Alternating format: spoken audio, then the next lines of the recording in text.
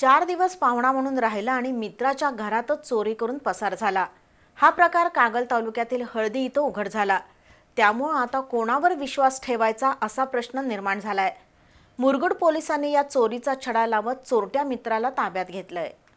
मुरगुड पोलिसांनी एका चोरीच्या गुन्ह्याचा छडा लावला आणि अनेकांनी डोक्याला हात लावला।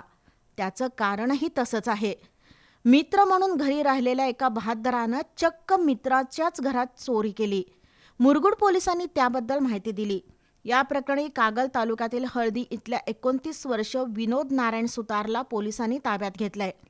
आरोपी विनोद सुतार हा फिर्यादी महादेव शंकर खराडे यांच्या मुलाचा मित्र आहे। 4 ते 5 दिवस विनोद मित्र खराडे याच्या घरी राहिला होता। याच दरम्यान घरातील तिजोरीमधून सोन्याचे दागिने चोरीला गेले होते। 12 ऑगस्ट रोजी बिद्री इथं चोरीचे दागिने विक्री करण्यासाठी एक चोरटा येणार असल्याची गोपनीय माहिती पोलिसांना मिळाली। त्यानंतर सहाय्यक पोलीस निरीक्षक क्रांती पाटील यांनी बिद्री साखर कारखान्याजवळ सापळा लावला। त्यावेळी चोरीचे दागिने विकण्यासाठी म्हणून आलेला विनोद सुतार पोलिसांच्या जाळ्यात अडकला। कसून चौकशी केल्यानंतर त्यानं चोरीची कबुली दिली आहे। त्यानंतर पोलिसांनी सोन्याचे 1,10,000 रुपये किमतीचे दागिने विनोदकडून जप्त केले।